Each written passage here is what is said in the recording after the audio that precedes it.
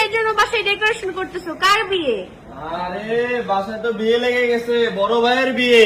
অবশেষে বড় ভাই বিয়ে করতেছে এবং আপনাদেরকে শান্তি দিতেছে, কারণ আপনাদের অনেক মাথা ব্যথা ছিল বড় ভাইয়ের বিয়ে নিয়ে।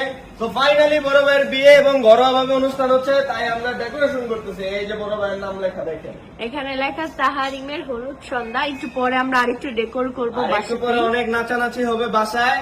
তো এখন আমরা ব্লগে দেখতে হবে। হ্যাঁ, সবকিছু ব্লগে দেখতে হবে। আচ্ছা কি মামা নাচবে? ফাইনালি ডেকোরেশন ডান করতে পারলা অনেক কষ্ট করে করেছি গাইস।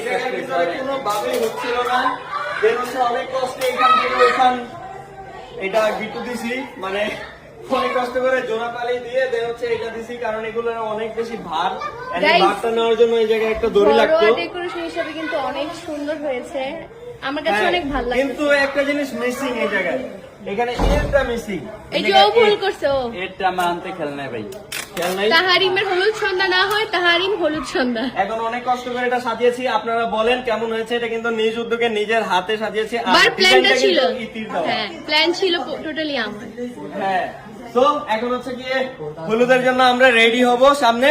তো ব্লগ আসতেছে, নতুন ব্লগটা দেখতে হবে কিন্তু। হঠাৎ করেই বিয়ে হচ্ছে তালহার ভাই মানে ইতির ভাসুরের।